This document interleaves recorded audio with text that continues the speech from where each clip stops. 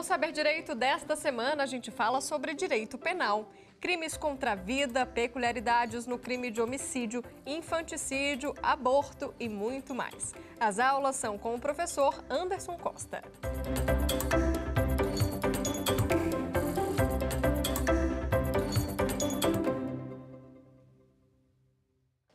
Pessoal, então voltando agora para a nossa aula, a gente vai falar hoje sobre a questão procedimental no júri, algumas peculiaridades e os recursos cabíveis especificamente desse procedimento. Como a gente falou no último bloco, o júri é um rito bifásico, também chamado de escalonado. A primeira fase é chamada de iudicium accusationis, também chamada de juízo da acusação. Nesse primeiro momento, o Estado busca um juízo de admissibilidade da acusação. Então, quando a gente fala nessa primeira fase, nós temos o Ministério Público oferecendo a denúncia e, para isso, ele vai colher materialidade, que é a prova do crime, e indício suficiente de autoria, que são elementos que indiquem que o autor do crime é o réu, e oferece a denúncia. O juiz ele vai analisar os requisitos da denúncia lá do artigo 41, ver se aquela denúncia individualiza a conduta, ver se aquela denúncia narra os fatos com precisão e clareza, ver se aquela denúncia ela está condizente com o processo penal em si. Não estando, o juiz ele pode rejeitar a denúncia, nos termos do artigo 395 do CPP. Estando coerente a denúncia com o que determina o Código de Processo Penal e o Código Penal, o juiz recebe a denúncia e determina a citação do réu. O réu sendo citado, ele tem um prazo de 10 dias para apresentar sua primeira defesa, chamada de resposta à acusação. O artigo 406, caput, e o parágrafo 3º do Código de Processo Penal dizem que o réu poderá arguir tudo o que interesse para sua defesa, né? Então, o que o réu pode fazer nesse momento? Ele pode mostrar para o juiz que houve um erro procedimental no recebimento daquela denúncia. Ele pode mostrar para o juiz que aquela denúncia é inepta e que não há possibilidade de se defender dos fatos que ali estão narrados. Ele pode mostrar para o juiz que um dos crimes não preenche uma condição de procedibilidade da ação. Suponha, uma pessoa foi ameaçada pelo réu. E aí, depois de 8 meses em que a ameaça foi perpetrada, a vítima foi à delegacia e fez um boletim de ocorrência.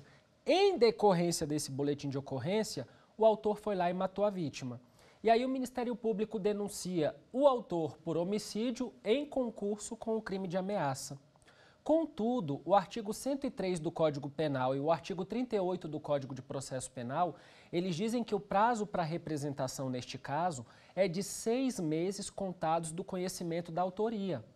Só que a vítima foi à delegacia para efetivar a ocorrência e a representação somente 8 meses após a situação. Então, nesse caso, a ameaça decaiu. Não há que se falar em crime de ameaça, porque aconteceu aí uma causa extintiva de punibilidade no crime de ameaça. Então, observe que a defesa ela pode arguir isso na resposta à acusação. Ela pode arguir pelas provas produzidas no inquérito policial que o agente agiu em legítima defesa ou em estado de necessidade ou qualquer excludente de crime, desde que não seja a inimputabilidade. Quando a gente fala em tese de absolvição sumária, em resposta à acusação, nós estamos falando do artigo 397. E o artigo 397, ele permite que nós trabalhemos ali as causas de absolvição sumária. Quando estiver provado que o fato não aconteceu, né? Quando estiver provado uma causa que exclua o crime, no caso uma legítima defesa, um estado de necessidade, um estrito cumprimento do dever legal. Ou quando estiver provado uma causa que exclua também a culpabilidade, e aí a gente vai para o parágrafo único, que diz salvo a inimputabilidade. Mas por que eu não posso trabalhar excludente de inimputabilidade em resposta à acusação? Porque eu preciso de um incidente de insanidade mental. E como a resposta à acusação é o primeiro momento que eu falo nos autos, eu ainda não tenho esse incidente. Então eu preciso requerer a instauração do incidente de insanidade mental para mostrar que o meu cliente é inimputável para depois pedir a absolvição dele. Ok? Então, na resposta à acusação, que é o primeiro momento que eu falo nos autos, a prova já está produzida na fase inquisitória. Então, eu já tenho ali no inquérito policial elementos suficientes para trabalhar a absolvição do meu cliente. Seja uma causa extintiva de punibilidade, seja uma tese de absolvição sumária do artigo 397, seja uma nulidade que vai gerar rejeição da denúncia, por exemplo, uma citação inválida ou ausência da prova pericial. Todas essas perspectivas podem gerar, nos termos do artigo 395, uma rejeição daquela ação penal. Ok? Contudo, observe que não houve rejeição da ação penal. O juiz determinou a citação do réu. No processo penal, a citação tem que ser pessoal, né? Então, o oficial de justiça tem que citar pessoalmente o acusado e, se perceber que ele está se ocultando para não ser citado, determinar a citação por hora certa, conforme preconiza o artigo 362 do Código de Processo Penal. Então, ele vai voltar por 3 vezes para tentar citar a pessoa, localizar a pessoa, e caso a pessoa continue se ocultando, ele vai dar por citado o indivíduo no nome de quem estiver ali no momento em que ele retornar. Então, a citação por hora certa é possível no processo penal, desde que as regras sejam condizentes com aquelas estampadas no Código de Processo Civil. E quando o réu está em local incerto e não sabido, deve o oficial de justiça, então, informar o juiz para que proceda a citação por edital, nos termos do artigo 366 do Código de Processo Penal. E aí fica suspenso o prazo do curso do processo e o prazo prescricional do crime. Não corre prescrição enquanto o processo estiver suspenso. Beleza. Vai tentar achar ou achou. O réu é citado. Apresentou resposta à acusação. O juiz não entendeu por absolver sumariamente. Determinou audiência de instrução e julgamento. No júri, o que rege a instrução e julgamento é o artigo 411, tá? Então, o artigo 411 diz o seguinte: a primeira pessoa a ser ouvida será a vítima, se possível, o ofendido. Por que se possível? Se eu estiver falando de um crime doloso contra a vida na sua forma consumada, é capaz da vítima não estar viva. E mesmo que seja tentada, mas a vítima esteja viva, é possível que ela não possa depor, considerando que ela pode estar em estado vegetativo, ela pode estar internada no hospital. Existem N fatores que impedem a vítima de ser ouvida nesse caso, tá, pessoal? Mas, caso não seja essa a hipótese, a vítima é a primeira pessoa a ser ouvida na instrução processual. No rito comum, eu tenho o artigo 400. No rito do júri, eu tenho o 411. Após a oitiva do ofendido, se possível, serão ouvidas as testemunhas. Lembrando que o próprio Código, de forma taxativa, diz da acusação e da defesa nesta ordem. Por que o Código dá essa determinação? Pessoal, o nosso sistema processual ele é acusatório. E, por ser acusatório, ele tem que viabilizar a ampla defesa e o contraditório. Então, primeiro o MP denuncia, para depois a defesa apresentar a resposta à acusação. Primeiro o MP pergunta, para depois a defesa exercer a ampla defesa e o contraditório, tá?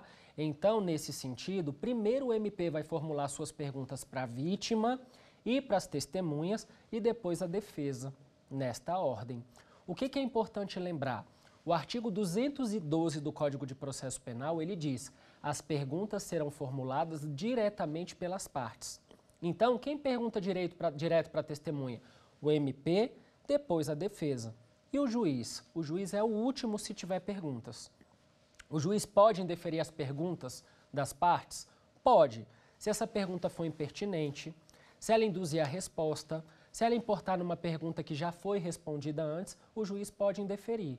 Mas, tirando isso, não. Se o juiz começa a indeferir as perguntas, ele pode estar cerceando o direito de defesa. E isso pode, inclusive, constituir uma nulidade a ser arguida no momento defensivo posterior, que são as alegações finais. Ok? Então, observem que, primeiro, o ofendido é ouvido, sai o ofendido, entram as testemunhas da acusação e da defesa nesta ordem. Lembrando que na instrução podem ser levadas testemunhas só da defesa. Essas testemunhas elas são ouvidas depois que são ouvidas as testemunhas da acusação e as que são comuns, tá?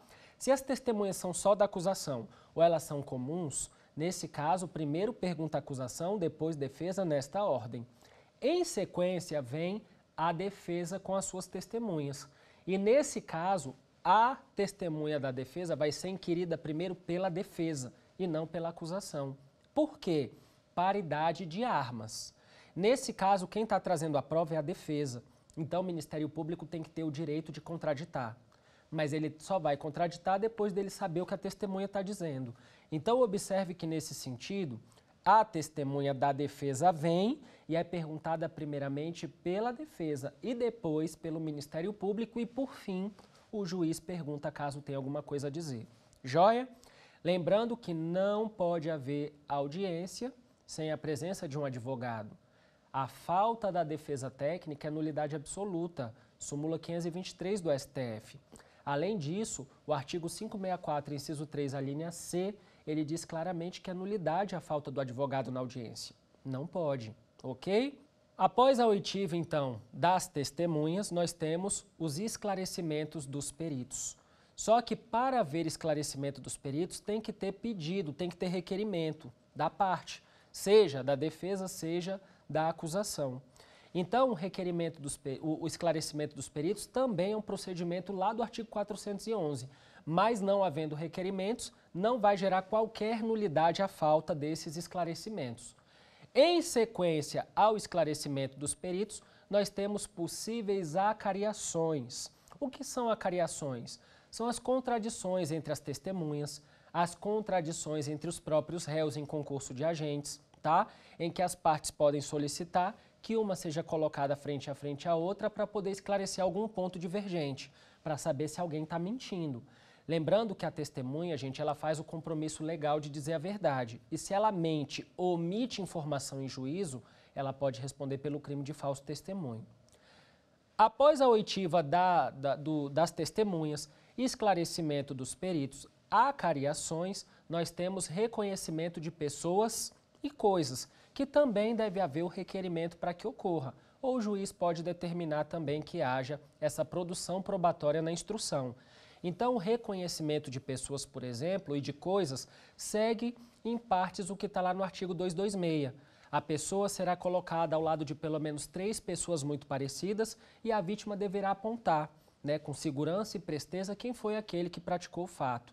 Mas a gente não pode esquecer que hoje os tribunais estão aceitando o reconhecimento por fotografia. Então, não necessariamente deve seguir o que está no artigo 226. Pode seguir, mas não necessariamente. Se a vítima foi à delegacia e reconheceu o réu por fotografia, lembrando que o réu está foragido, né, ele foi intimado para a audiência, não compareceu e fugiu, aquele reconhecimento por fotografia ele pode ter total validade na fase instrutória, na fase processual. Tá? Então, o reconhecimento por fotografia hoje é válido, ele é possível, os tribunais estão admitindo como prova totalmente válida para condenar no caso de procedimento, seja comum ou seja do júri. Depois que nós temos esse procedimento, o 411, parágrafo 4º, ele determina que o juiz conceda o prazo para que as partes se manifestem oralmente em 20 minutos cada uma. São as alegações finais. Primeiro o Ministério Público, por conta da acusação, e depois a defesa, por conta do contraditório. Só que o que é importante trazer à baila? Não existe no rito do júri previsão de alegações por memoriais, mas não existe nenhuma proibição para que seja na forma de memoriais. Então, as partes podem requerer ao juiz que a manifestação se dê na forma escrita, por memoriais, e o juiz pode então conceder, sendo o prazo de 5 dias sucessivos, 5 dias primeiro para a acusação e depois 5 dias para a defesa apresentar suas alegações derradeiras, né? E o Ministério Público, ele tem que apresentar suas alegações finais, lembrando da correlação. Ele só pode pedir aquilo que foi trazido na denúncia e aquilo que foi corroborado na instrução.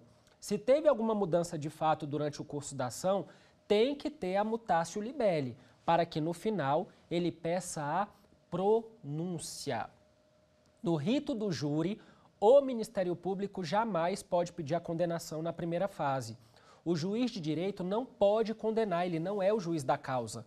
O juiz da causa é o tribunal do júri. Caso o juiz entenda que a prova é suficiente para levar o réu ao júri, que há indício suficiente de autoria para isso, ele vai dar uma decisão chamada de pronúncia, que é uma decisão interlocutória híbrida, porque ela põe fim à primeira fase do júri, mas ela inicia a segunda. Então, ela não é uma decisão definitiva e nem tem força de definitiva. Por isso, ela não é atacada por apelação, tá? Então, a decisão de pronúncia, ela é uma decisão interlocutória mista, híbrida, que tem finalidade de botar fim a uma fase, mas ela inaugura a segunda fase do júri, que é chamada de iudicium causi, que é o juiz da causa, tá? Aqui eu não estou falando mais que o juiz de direito vai julgar, ele vai presidir. E quem vai julgar? O tribunal do júri. Qual é a composição do tribunal do júri? 25 jurados e um juiz togado. Desses 25 jurados, tem que ter um quórum mínimo de 15 jurados para instalar o trabalho, e desses 15 serão escolhidos 7. Esses 7 irão compor o que a gente chama de conselho de sentença. Eles sim são os juízes da causa, eles são os julgadores. Ok, pessoal? Então, nessa perspectiva, observem que a pronúncia é a decisão do juiz de direito que encerra a primeira fase do júri. Ou seja, ele sepulta tudo que foi praticado até agora e inicia a nova fase com o verdadeiro juiz da causa. Quando eu falo em pronúncia, eu estou dizendo que o juiz entendeu que houve um crime doloso contra a vida e que há indícios suficientes de que o autor é o autor do crime. Então, neste caso, ele pronuncia. Lembrando que a pronúncia, nos termos do artigo 413, parágrafo 1º do Código de Processo Penal, ela vai se limitar a reconhecer o crime, suas possíveis qualificadoras, causas de aumento, mas não pode trazer ali nenhuma causa de diminuição como privilégio, por exemplo. E outra, ela vai se limitar a reconhecer a materialidade e indícios suficientes de autoria. Não pode o juiz fazer conclusões. Não pode o juiz, por exemplo, chamar o réu de assassino. Ele não pode dizer que o réu deve ser condenado. Isso seria excesso de linguagem. Esse tipo de situação pode anular a decisão de pronúncia, numa possível insurgência da defesa. Caso a defesa ela se insurja e recorra, o tribunal pode anular a decisão de pronúncia e mandar desentranhá-la do processo porque o juiz se excedeu na linguagem. O juiz tem que ser o mais objetivo possível na decisão de pronúncia, sem usar elementos que possam, como é que eu posso dizer, influenciar os jurados e afetar a imparcialidade deles, ok? Então o juiz ele tem que ser muito sucinto e muito objetivo, falando da acusação, né? E falando dos elementos que o convenceram de que o crime existe e de que existem elementos que apontem que o réu pode ser o autor do delito, mas jamais acusando, jamais dizendo que ele é o autor do delito, sob pena de ter a decisão de pronúncia cassada pelo chamado excesso de linguagem. E aí, pessoal, vamos entrar agora na questão recursal. Observe que o juiz ele pode pronunciar. Como dito, a pronúncia é uma decisão interlocutória mista que tem o poder de levar o réu a júri, a ser julgado efetivamente pelo conselho de sentença, pelo Tribunal Popular. Quando a gente fala em decisão de pronúncia, a defesa pode recorrer através do recurso no sentido estrito, que é um recurso previsto no artigo 581 do Código de Processo Penal. E no inciso 4 está dizendo: caberá recurso no sentido estrito da decisão, despacho ou sentença que pronunciar o réu. Então, a decisão de pronúncia ela pode ser atacada pelo rese, né, que é o recurso cabível nessa hipótese. O rese ele deve ser interposto no prazo de 5 dias. E esse prazo é processual. Do dia em que a decisão é publicada e o réu é intimado, eu excluo. Então, eu começo a contar no próximo dia útil subsequente. Observe que o juiz pronunciou meu cliente foi intimado hoje, e hoje é quinta-feira, supondo. Então, quinta-feira não conta, meu prazo começa a correr sexta. Sexta, sábado, domingo, segunda, terça. Lembrando que no processo penal os dias são corridos, eles não são úteis, como no processo civil, tá? Caso eu seja intimado na sexta, próximo dia útil subsequente, meu prazo começa a correr na segunda-feira. E o rese ele tem uma peculiaridade. Ele admite o que a gente chama de juízo de retratação, também chamado de efeito regressivo. O juiz ele pode voltar atrás na decisão que pronunciou, tá? Então, suponha, lá nas alegações finais, a defesa pediu para o juiz absolver sumariamente o réu. E a defesa pode fazer isso com base no artigo 415 do Código de Processo Penal. Suponha que esteja provado que o fato não aconteceu, esteja provado que o réu não é autor partícipe do fato, esteja provada que a conduta é atípica, que o caso comprovadamente não é crime, esteja provado que há uma causa que exclua o crime ou isente o réu de pena. Nós temos um rol no 415 que o agente pode se utilizar para poder pedir absolvição sumária. E por que essa absolvição seria sumária? Observe que esse pedido está sendo feito para o juiz de direito. Se o juiz de direito está absolvendo agora, ele está comendo um pedaço do processo. Ele está impedindo que o réu seja julgado pelo verdadeiro juiz da causa, que é o tribunal do júri. Então, ainda que seja em alegações finais, essa absolvição é sumária, conforme o 415, tá? Então, a defesa ela pode pedir absolvição sumária, assim como ela pode pedir a decisão de impronúncia, nos termos do artigo 414. O que seria a impronúncia? A impronúncia é quando a materialidade não convence o juiz da prática de um crime doloso contra a vida ou quando não há indícios suficientes de autoria. Então, o que o juiz faz? Manda arquivar, considerando ali que não há elementos para levar o réu a júri. Contudo, o que é importante lembrar? Na absolvição sumária, nós temos coisa julgada material.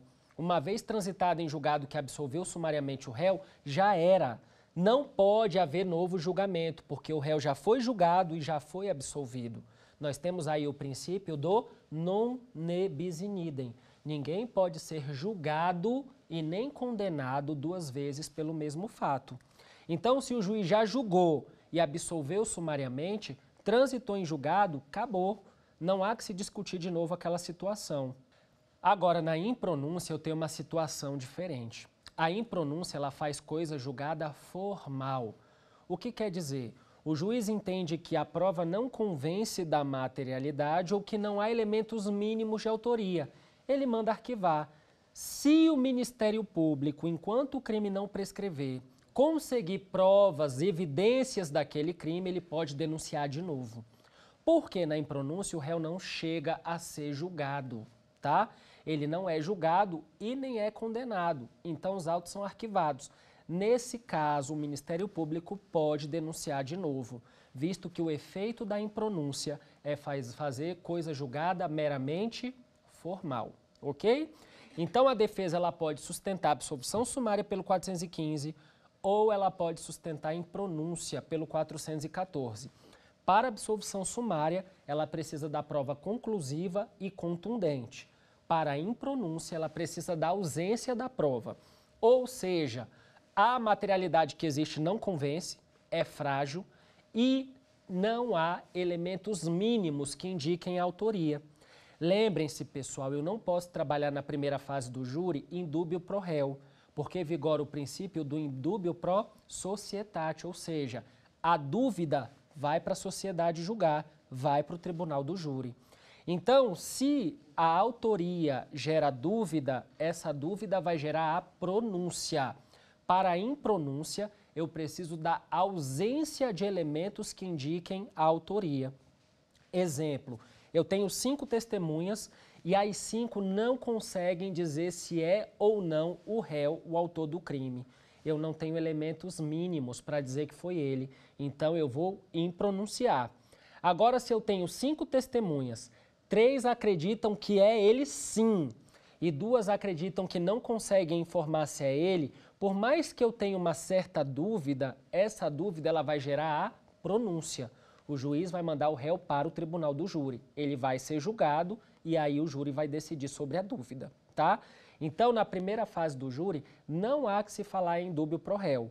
Opera-se o in dubio pro societate. Lembrando que o júri é que vai julgar caso o juiz tenha dúvida sobre elementos que indiquem a autoria.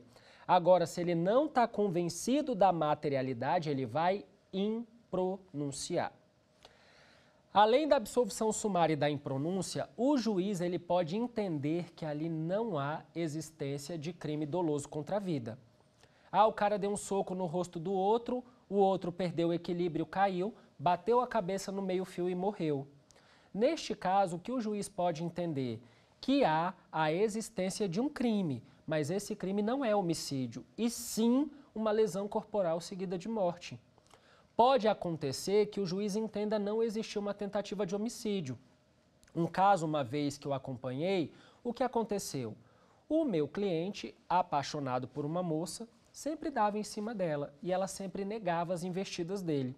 Um belo dia ele virou para ela e falou assim, olha, para evitar maiores constrangimentos eu vou te pedir, não venha mais à minha rua. Os meus amigos estão de chacota com a minha cara porque eu fico levando fora de mulher e não faço nada. E ela disse, a rua não é sua, eu venho aqui a hora que eu quiser. E ele disse, eu estou te avisando, não venha, eu não quero mais te ver aqui. E ela falou, eu não sou surda e eu venho porque eu tenho as minhas próprias decisões. Eu faço as minhas escolhas.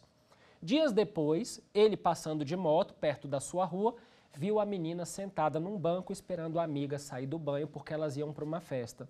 Ele parou com a moto perto dela e disse, eu falei para você não pisar mais aqui. E ela retrucou, eu não sou surda e nem burra, eu vim porque eu quis, eu disse para você que eu sou dona das minhas decisões. Nesse momento ele puxou um 38 e deu um tiro na cabeça da vítima. Só que a bala mascou. O que ele fez? Arrumou o tambor, deu na perna, a menina começou a gritar, deu na outra perna, a menina continuou a gritar e quando ele foi dar o último na cabeça, ele virou e falou assim, eu não vou te matar porque eu quero te ver numa cadeira de roda. Pegou a moto e foi embora. O Ministério Público denunciou esse indivíduo por tentativa de homicídio, dizendo que ele deu o tiro primeiro para acertar a cabeça da vítima e matá-la. Mas, por circunstâncias alheias à vontade dele, o tiro, a cápsula não foi deflagrada. E aí o que aconteceu? Entramos como defesa argumentando que ele ainda tinha outras balas no tambor e podia ter continuado a execução. Ele não continuou porque ele não quis. É a chamada tentativa abandonada. Houve a desistência voluntária. E na desistência voluntária ele não responde por tentativa de homicídio. Ele responde só pelos atos já praticados, ou seja, a lesão corporal. Nesse sentido, a tese defensiva foi pela desclassificação. Então, o artigo 419 do CPP e o 74, parágrafo 2º, determinam que o juiz, caso se convença de que não se trata de crime doloso contra a vida, ele pode desclassificar a conduta e remeter os autos para o juízo competente. Já que é uma lesão corporal de natureza grave, que vá para a vara criminal. Se eu tenho uma briga de rua, uma pessoa dá um soco na outra, objetivando lesioná-la, mas a vítima cai, bate a cabeça e morre, isso é uma lesão corporal seguida de morte. Não vai para o tribunal do júri.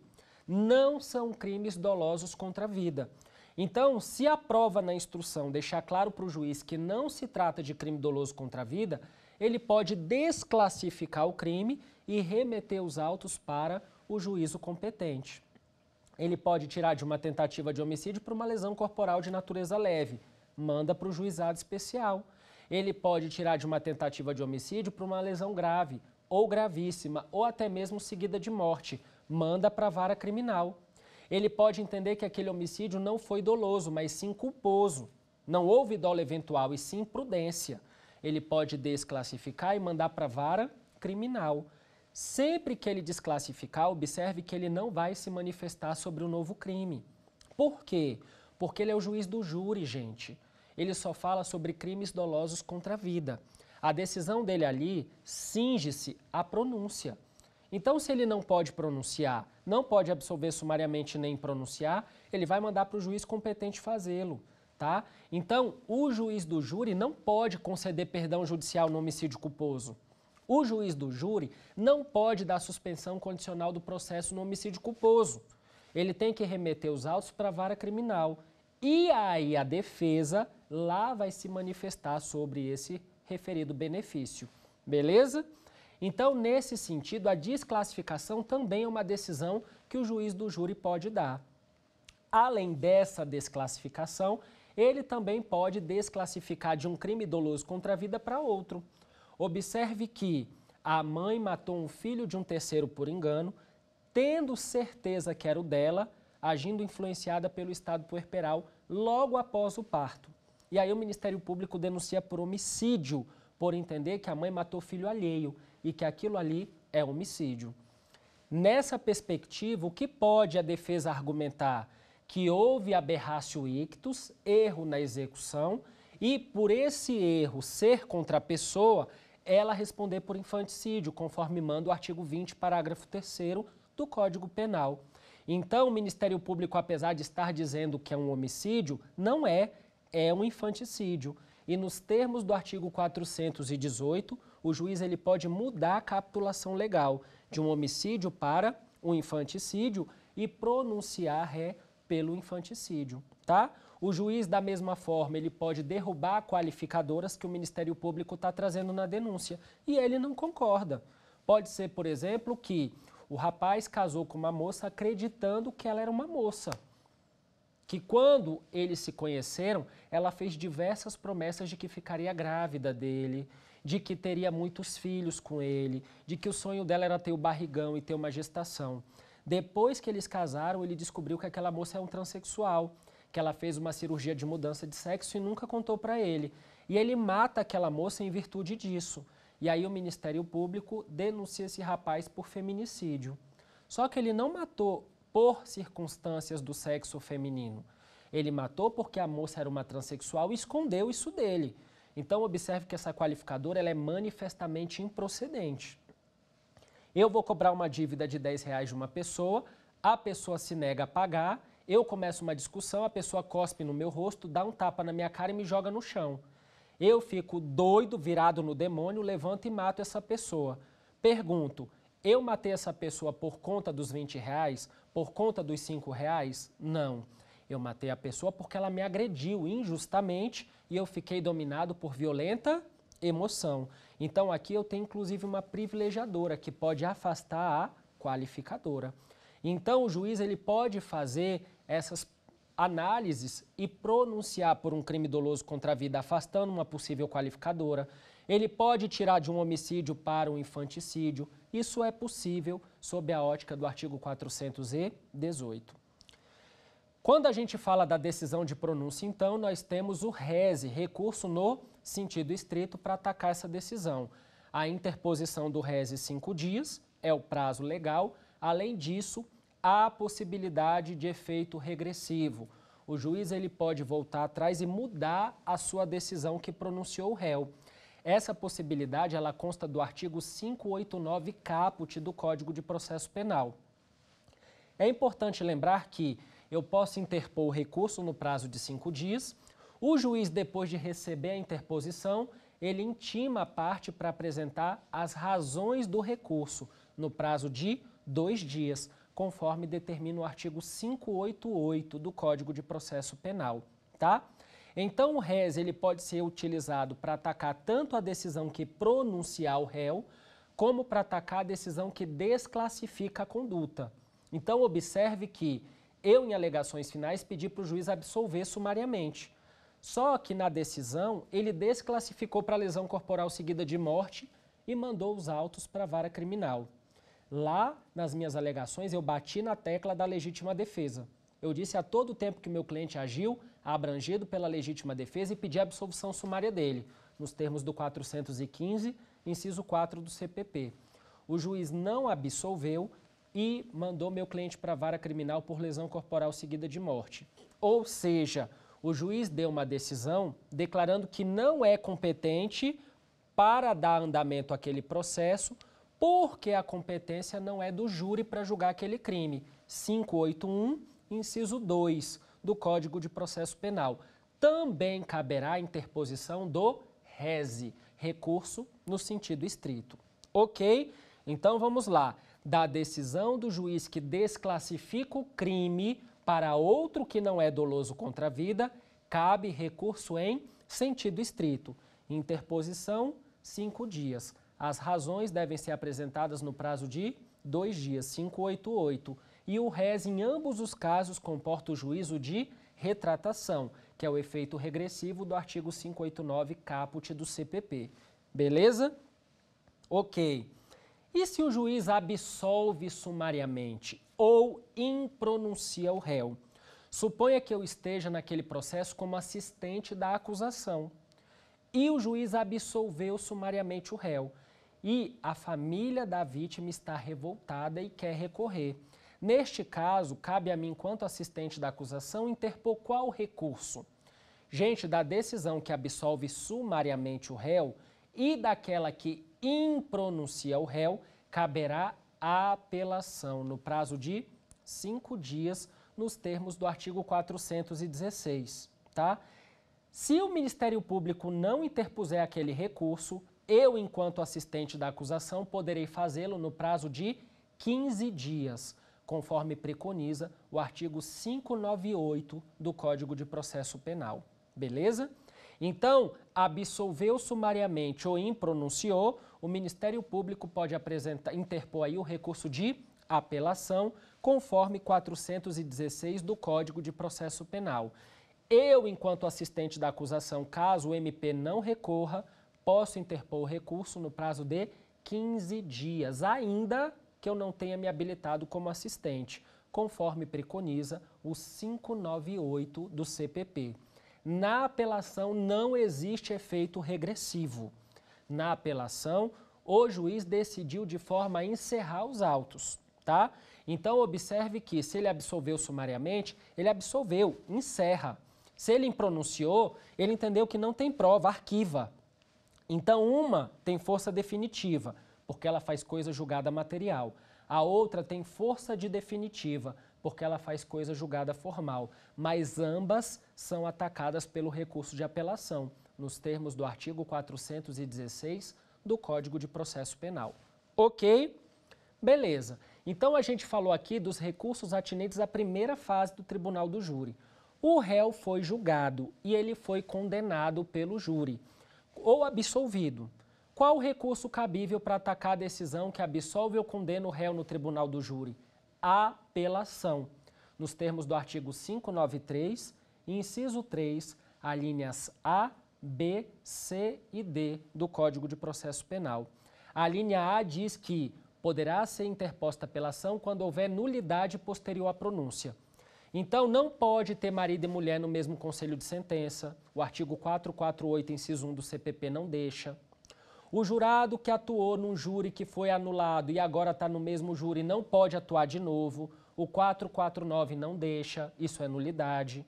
O Ministério Público não pode fazer leitura da decisão de pronúncia com argumento de autoridade, ele não pode mencionar a decisão de pronúncia com argumento de autoridade, porque o 478 não deixa, sob pena de nulidade. Não podem as partes falar da algema do réu em plenário para prejudicá-lo, o 478 não deixa.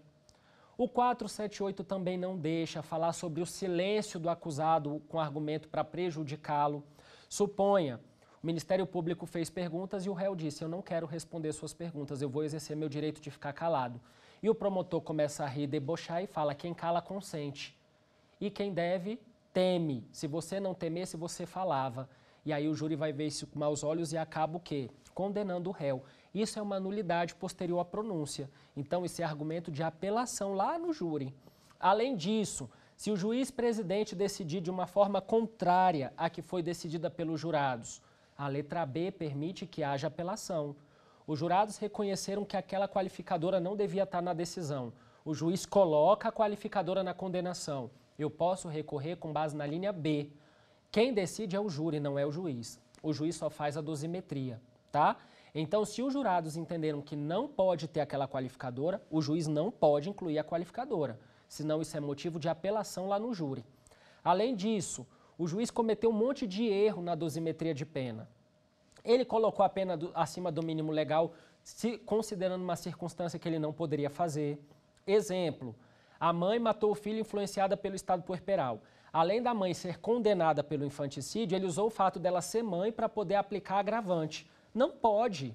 O fato dela ser mãe já é elementar do crime. Ele não pode pegar o mesmo fato e agravar a pena. Isso é bis in idem. Então, eu posso apelar pela linha C. O juiz está cometendo erro ou injustiça na aplicação da pena. Então, ataques na dosimetria, na fixação de regime, vão ser pela linha C. E, por fim, eu tenho a linha D, que permite apelação quando a decisão dos jurados for manifestamente contrária a prova dos autos. Então observe que tem um rapaz na cidade que ninguém gosta dele. Ele faz um monte de atrocidades, mas como o pai é uma grande autoridade, ele nunca paga. Só que um belo dia houve um homicídio e ele levou a fama. E aí ele está sendo julgado pelo júri daquela cidade por aquele homicídio. Tem prova mais do que contundente de que não foi ele que praticou o crime. Isso tem muita prova. Os autos deixam isso a todo tempo evidente. Só que os jurados estão com tanta raiva, tão magoados por ele nunca ter pago pelos erros que ele cometeu, que resolvem condená-lo mesmo estando diante de provas de que ele não praticou o crime. Nesse caso, qual o recurso cabível? A apelação, visto que a decisão dos jurados é manifestamente contrária à prova dos autos. Mas a minha pergunta é, o tribunal ele pode absolver esse indivíduo? Resposta, não, não pode. O parágrafo 3º do artigo 593 diz que se o tribunal se convencer de que realmente a decisão dos jurados é manifestamente contrária à prova dos autos, poderá submeter o réu a novo júri, não sendo admitida, porém, nova apelação pelo mesmo motivo. Por que isso? Princípio da soberania dos vereditos, pessoal. Então, o júri é soberano em suas decisões, o tribunal não pode mudá-la, tá? Nesse sentido, o que a gente tem aí? A possibilidade do tribunal cassar aquele veredito e submeter o réu a novo júri. Mas se ele for condenado de novo pelo mesmo motivo, não cabe nova apelação. E aí, meu cliente agora vai cumprir uma pena por um crime que ele está comprovado que ele não cometeu? Resposta, não.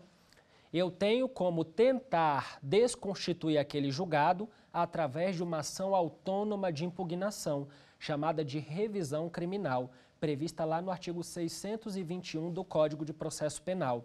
A revisão criminal ela não é um recurso, mas ela possui a peculiaridade de ser promovida após o trânsito em julgado, de processos criminais condenatórios, e eu consigo ali lutar pela absolvição ou pela redução de pena ou anulação de um processo que foi julgado de forma injusta ou de forma errada, onde teve aí o chamado erro no procedimento ou erro no julgamento. Então, o 621 ele diz que, aparecendo uma prova nova da inocência do réu, ou estando comprovado que a decisão é manifestamente contrária à prova dos autos, ou está comprovado que a decisão se fundamentou num documento falso, numa prova falsa, para condenar o réu, eu posso manusear a revisão criminal. Lembrando, ela não é um recurso, ela é uma ação autônoma de impugnação. E ela não precisa de advogado para ser manuseada. Ela pode ser manuseada pelo próprio condenado ou pelo CAD, cônjuge, companheiro, ascendente, descendente ou irmãos. E não há tempo para pleitear a revisão criminal. Ela pode ser pleiteada a qualquer tempo, inclusive pós-mortem. O indivíduo que foi condenado morreu. A família pode manusear uma revisão criminal para limpar a imagem dele perante a sociedade. Ele morreu com a imagem de um criminoso. Eu posso manusear uma revisão criminal para limpar a imagem dele e mostrar que ele foi condenado injustamente por um crime que ele não cometeu. Então, a revisão criminal, ela sempre é em prol do réu, tá? E há uma peculiaridade. O Ministério Público não tem legitimidade para propor a revisão criminal. Somente o condenado ou o CAD, cônjuge, companheiro, ascendente, descendente e irmãos. Beleza, pessoal? Então, fazendo uma retrospectiva a respeito da nossa última aula que a gente está abordando aqui em relação aos recursos, da decisão que pronuncia o réu, recurso em sentido estrito. 5 dias a interposição, 2 dias para as razões nos termos do artigo 588 e esse recurso admite efeito regressivo. O juiz pode voltar atrás e mudar a decisão que pronunciou o réu. Da decisão que impronuncia e absolve sumariamente, cabe interposição de apelação, nos termos do artigo 416 do Código de Processo Penal. A interposição deve ser feita no prazo de 5 dias. E as razões são apresentadas no prazo de 8 dias, nos termos do artigo 600 do Código de Processo Penal. E quando o réu é julgado pelo tribunal do júri, seja sendo condenado ou seja absolvido, nós temos o recurso de apelação, nos termos do artigo 591, inciso 3, 593, inciso 3 do Código de Processo Penal, que traz ali as alíneas A, B e C. Lembrando que, fazendo análise da apelação do júri, nós temos que analisar respectivamente o parágrafo 1º, o parágrafo 2º e o parágrafo 3º do artigo 593 do Código de Processo Penal. Beleza? Feita essa abordagem, vamos dar uma olhada aqui no nosso quiz de hoje.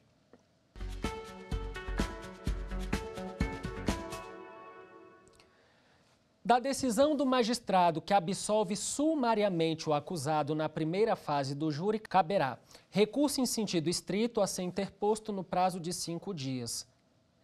B. Apelação a ser interposta no prazo de 5 dias. C. Carta testemunhável no prazo de 48 horas. D. Embargos infringentes no prazo de 10 dias. A resposta correta é apelação no prazo de 5 dias. Por quê? O rese é só da decisão que pronuncia ou desclassifica o delito. Carta testemunhável cabe da decisão do juiz que nega seguimento ao rese ou agravo em execução. E embargos infringentes é um recurso cabível de decisão de turma criminal não unânime, tá? Então, quando nós temos uma decisão não unânime de tribunal, aí sim caberá carta testemunhável ou embargos infringentes no prazo de 10 dias, conforme preconiza o artigo 610, parágrafo único do Código de Processo Penal. E a carta testemunhável é quando eu interponho um recurso em sentido estrito ou agravo em execução e o juiz nega seguimento para a segunda instância. Então, o artigo 639 seguintes do CPP permitem que seja requerida a carta testemunhável, ok? Então, aqui eu tenho apelação nos termos do artigo 416 do Código de Processo Penal. Vamos para o próximo, vem comigo.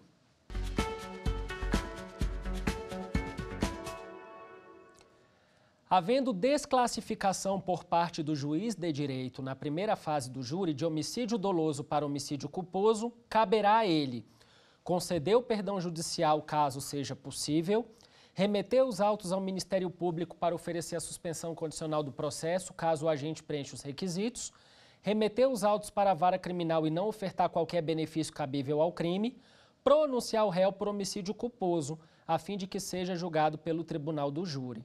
A resposta correta aqui é a letra C.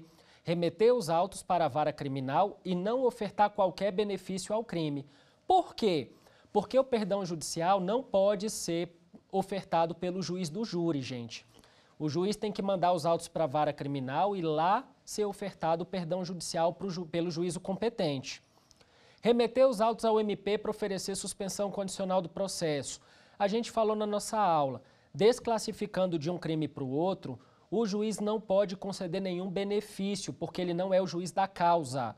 Ele tem que remeter o processo para a vara criminal para que o juiz da causa ofereça o benefício atinente. Remeter os autos para a vara criminal e não ofertar qualquer benefício. É exatamente o que diz o 419 do CPP e o 74, parágrafo 2º. Pronunciar o réu por homicídio culposo. Jamais. Se o homicídio é culposo, não é doloso contra a vida, então não pode ser objeto de pronúncia. O juiz só pronuncia se estiver diante de um crime doloso contra a vida. E o último quiz, vamos lá.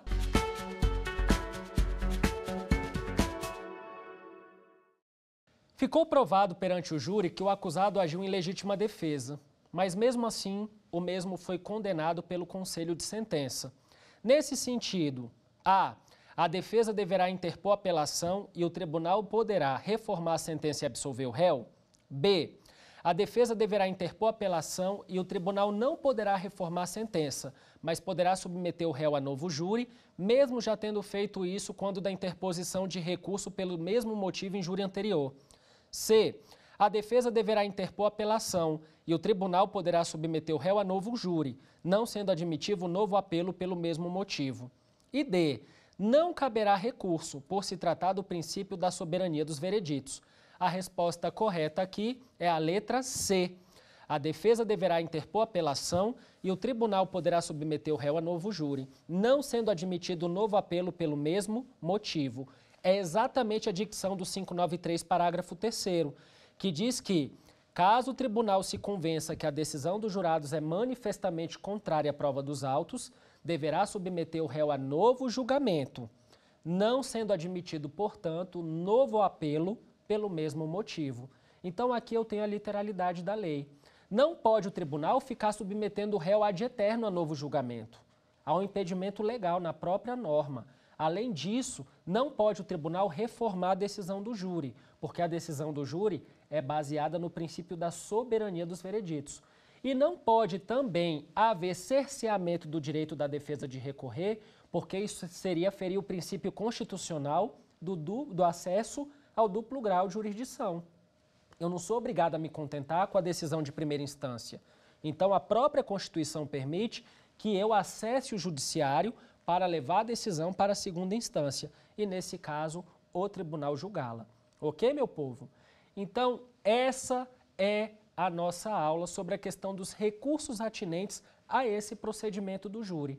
Nós temos essas peculiaridades, essas especificidades para discernir quando é apelação, quando é o rese e quando é a apelação do próprio júri, né? Porque a apelação da primeira fase é aquela voltada contra a decisão do juiz de direito. Ele decidiu por absolver sumariamente, mas eu sou assistente da acusação ou eu sou MP e eu não concordo com aquela absolvição sumária. Então eu vou apelar para o tribunal mudar aquela decisão e pronunciar o réu. Pode? Pode. Agora, quando eu falo da apelação no júri, do próprio júri, eu não posso fazer isso, porque eu tenho o princípio da soberania dos vereditos. Então, por mais que eu possa apelar, eu estou discutindo a decisão do próprio júri. O tribunal se convencendo, ele pode dar provimento para manter o réu em novo julgamento, mas ele não pode dar provimento a uma nova apelação se o réu for condenado de novo. Beleza? Então, finalizando aqui, a gente vem observar cada uma dessas peculiaridades, lembrando que a interposição do rese são 5 dias e da apelação também. Mas o rese tem as suas razões a serem apresentadas no prazo de 2 dias, 588, e a apelação 8 dias, nos termos do artigo 600 do Código de Processo Penal e o seu caput. Contudo, pode ser que a apelação ela possa ser interposta no prazo de 15 dias pelo assistente da acusação, quando o MP não fizer essa interposição. É o que preconiza o 598 do Código de Processo Penal. Lembrando que a apelação jamais vai ter juízo de retratação, instituto que sempre estará presente no recurso em sentido estrito. Então, pessoal, observem que nós temos aqui o rol de crimes dolosos contra a vida. Esse rol admite a forma tentada e consumada dos crimes. Esses crimes abraçam os crimes que são conexos, mesmo não sendo de competência do júri, mas acontecendo num contexto de um crime doloso contra a vida, acabam indo para o tribunal do júri. O procedimento do júri, elencado ali pelo artigo 411 na audiência, deixa claro como vai haver esse procedimento. Lembrando, o réu é obrigado a ir para a sua própria audiência? Quando ele está solto e ele é intimado, não, ele não é obrigado. Não há necessidade de condução coercitiva. Se o réu não comparece, não pode o juiz determinar que o mesmo compareça. Ele será julgado à revelia, tá? Só que os efeitos da revelia, como, por exemplo, declarar verdadeiros fatos da denúncia, não se operam. A diferença é que o réu não vai poder estar ali para poder ofertar a sua versão. Mas caso ele esteja, o juiz é obrigado a interrogá-lo, porque interrogatório é um direito do réu. É um meio de prova e também é um meio de defesa, conforme preconiza o artigo 5º, inciso 55 da Constituição, né, quando a gente fala ali do devido processo legal. A ausência do interrogatório do réu presente também é nulidade, porque o artigo 185 do CPP diz: o réu que comparecer em juízo será processado e interrogado na presença do seu advogado. Então, quando o réu está presente e o juiz decide não interrogá-lo, isso também pode constituir uma nulidade, nos termos do artigo 564, inciso 3, a linha E. E o interrogatório sempre é o último ato que vai encerrar a instrução, tá? Então, a instrução é encerrada com o interrogatório do réu presente. Em decorrência do encerramento da instrução, pode ter a pronúncia, recurso para atacar a pronúncia, o rese, Pode ter a desclassificação para crime não doloso contra a vida. Se o Ministério Público não gostar muito dessa desclassificação, qual o recurso cabível? O RESE, 581, inciso 2. Pode haver absolvição sumária e, nesse sentido, pode ser que o Ministério Público não goste ou haja assistente da acusação que também não goste e o recurso cabível é a apelação, 416. E nós temos a impronúncia, que é o arquivamento por ausência de provas que convencem sobre a materialidade ou que indiquem indícios mínimos de autoria. E a impronúncia também é atacada por apelação, nos termos do artigo 416. Uma vez que o réu é pronunciado e é julgado pelo júri, nós temos o recurso de apelação, nos termos do artigo 593, inciso 3, que traz a linha A, nulidades posteriores à pronúncia, a linha B, decisão do juiz presidente contrária à decisão dos jurados ou contrária a expresso texto de lei, a linha C, erro ou injustiça na aplicação da pena e medida de segurança, e a linha D, decisão dos jurados manifestamente contrária à prova dos autos. Não esquecer que quando falar da linha D, tem que falar da soberania dos vereditos. Uma coisa está intimamente ligada à outra. Foi um prazer enorme estar aqui com vocês, dividindo essa aula, compartilhando esse momento. Contem comigo, se precisar, me adicionem nas redes sociais. Vai ser um prazer enorme poder compartilhar com vocês conhecimento fora daqui e sempre aprimorem os estudos. O conhecimento é algo que nunca ninguém vai tirar de você. Um abraço enorme, fiquem com Deus.